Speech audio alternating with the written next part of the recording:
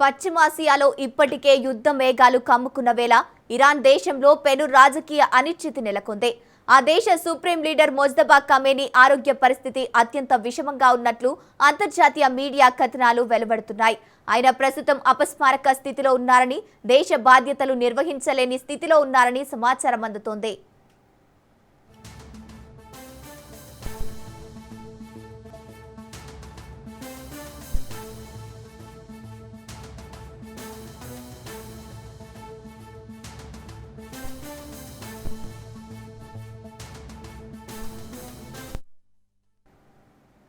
ఈ ఏడాది మార్చిలో తన తండ్రి అయతుల్లా అలీ ఖమేనీ మరణం తర్వాత మొజ్తబా ఇరాన్ సుప్రీం లీడర్ పదవిని చేపట్టారు. అయితే పదవి చేపట్టిన కొద్ది కాలానికే ఆయన ఆరోగ్యం క్షీణించడం ఇప్పుడు చర్చనీయాంశంగా మారింది. గత ఫిబ్రవరిలో అలీ ఖమేనీ మరణానికి కారణమైన వైమానిక దాడుల్లో మొజ్తబా కూడా తీవ్రంగా గాయపడ్డారని గూఢాచార వర్గాలు చెబుతున్నాయి. ఆ గాయాల ప్రభావం వల్లే ఆయన ప్రస్తుతం స్పృహ కోల్పోయినట్లు తెలుస్తోంది. ప్రస్తుతం ఆయనకు టెహ్రాన్లో కాకుండా పవిత్ర నగరమైన కోమ్లో అత్యంత రహస్యంగా చికిత్స అందిస్తున్నట్లు నివేదికలు అందుతున్నాయి.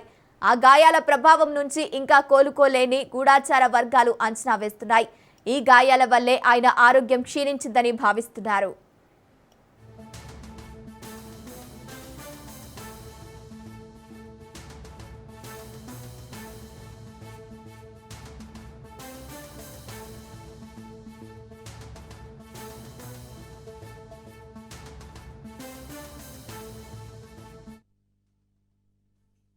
గత కొన్ని రోజులుగా మొజ్తబా బహిరంగంగా ఎక్కడా కనిపించకపోవడంతో ఈ ఊహాగానాలు మరింత బలపడుతున్నాయి.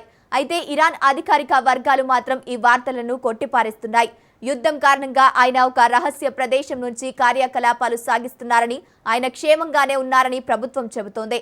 అమెరికా మరియు ఇజ్రాయెల్తో తీవ్ర ఉద్రిక్తతలు నడుస్తున్న ఇలాంటి కీలక సమయంలో దేశ అత్యున్నత నేత ఆరోగ్యంపై వస్తున్న ఈ వార్తలు ఇరాన్ రాజకీయ భవిష్యత్తును ప్రశ్నార్థకంగా మారుస్తున్నాయి.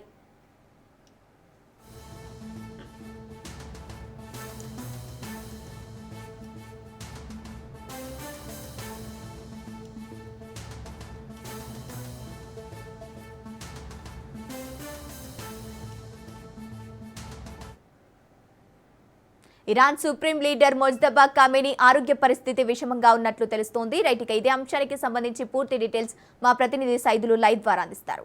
సైదులు.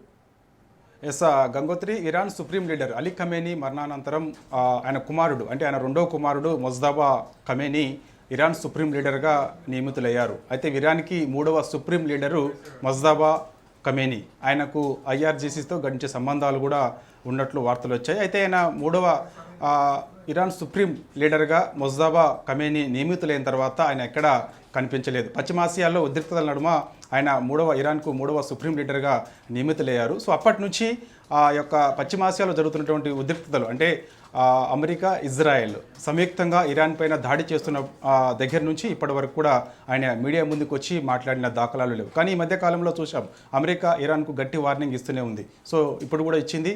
సో దానిలో భాగంగా అనేక సార్లు వార్నింగ్ ఇస్తూ ఇరాన్ రాజధాని టెహ్రాన్ పైన దాడులు చేస్తూ ఉంది. ఆ దాడుల్లో భాగంగా మొజ్తబా ఖమేనీకి కొంత గాయాలైనట్టుగా కూడా చెప్తున్నారు. ఈ వార్త ఐఆర్జీసీ బలగాలు అధికారికంగా ధృవీకరించినప్పటికీ కూడా సో పెద్ద ఎత్తున వార్తలు వస్తున్నాయి. అసలు ఆయన ఆరోగ్యం ఎలా ఉంది ఏంటి అనేది కూడా కొంత ఆందోళన, అంటే ఆయనకి ఇరాన్లో అత్యంత చాలా ప్రజాదరణ కూడా ఉన్నది కాబట్టి ఆ కుటుంబానికి, సో వారు ఆందోళన చెందుతున్నారు. కానీ ఆయన ఆరోగ్యం సంబంధించి ఐఆర్జీసీ అధికారికంగా ఎటువంటి వార్తలు కూడా చెప్పడం లేదు. కాబట్టి చూడాలి. ప్రస్తుతమైతే మనకు అందుతున్న సమాచారం ఏంటంటే ఈ దాడుల్లో భాగంగా ఇరాన్ మూడవ సుప్రీం లీడర్గా నియమితులైనటువంటి మొజ్తబా ఖమేనీ కూడా ఆయన పైన దాడి చేసినట్టుగా కూడా తెలుస్తుంది. ఆ దాడిలో భాగంగా ఆయన ఆరోగ్యం పూర్తిగా క్షీణించినట్టుగా కూడా చెప్తున్నారు. ప్రస్తుతం ఆయన టెహ్రాన్ నుంచి పవిత్ర నగరం కోమ్కు తరలించినట్టుగా కూడా చెప్తున్నారు. ఇది చాలా అత్యంత రహస్యంగా పవిత్రమైన స్థలం కోమ్కి తరలించినట్టు కూడా తెలుస్తుంది. కాబట్టి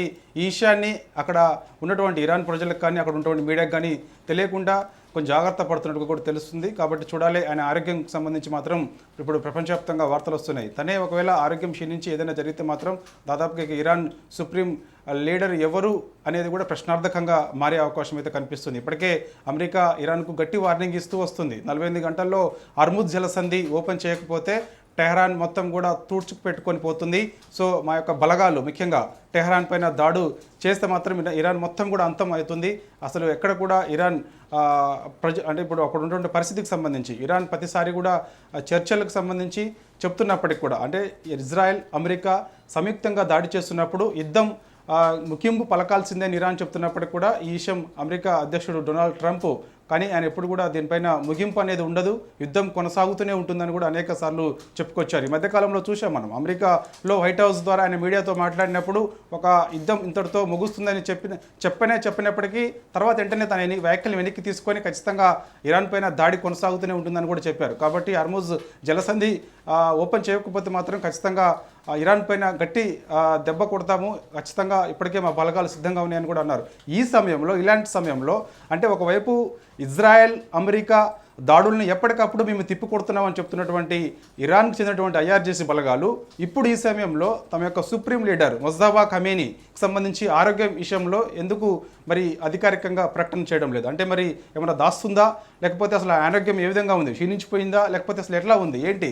ఎందుకు మొజ్తబా ఖమేనీ టెహరాన్ నుంచి ఈ యొక్క చాలా కీలక అంటే అత్యంత పవిత్రమైనటువంటి నగరం కోముకి ఎందుకు తరలించారు? సో అక్కడ అసలు ఆయన పరిస్థితి ఏ విధంగా ఉంది అనేది కూడా మనకి తర్వాత తెలిసే అవకాశం అయితే ఉంది. అధికారికంగా ప్రకటన రావట్లేదు కాబట్టి. కానీ దీనిపైన అమెరికా ఖచ్చితంగా చెప్పే అవకాశం అవుతుంది. ఎందుకంటే ఇరాన్ సుప్రీం లీడర్ అలీ ఖమేనీని టార్గెట్గా చేసుకొని పక్కా సమాచారం మేరకు అంతం చేసిన అటువంటి అమెరికా ఇజ్రాయెల్ సంయుక్తంగా ఇప్పుడు మొజ్తబా ఖమేనీ ఆరోగ్యంకి సంబంధించి కూడా పక్కాగా అమెరికా బలగాలు రహస్య తెలుసుకునే అవకాశం అయితే ఉంది. ఆయన ఆరోగ్యం సంబంధించి కూడా అధికారిక ప్రకటన అమెరికా చేసే అవకాశం అయితే ఉంది. సో ఏదేమైనా సరే ఈ మూడవ సుప్రీం లీడర్గా ఇరాన్ మూడవ సుప్రీం లీడర్గా మొజ్తబా ఖమేనీ ఆరోగ్యం సంబంధించి మాత్రం పెద్ద ఎత్తున వదంతులు అయితే వస్తున్నాయి. అసలు ఆయన ఆరోగ్యం ఏ విధంగా ఉంది ఏంటనేది కూడా ఇప్పుడు చర్చనీయాంశంగా మారింది.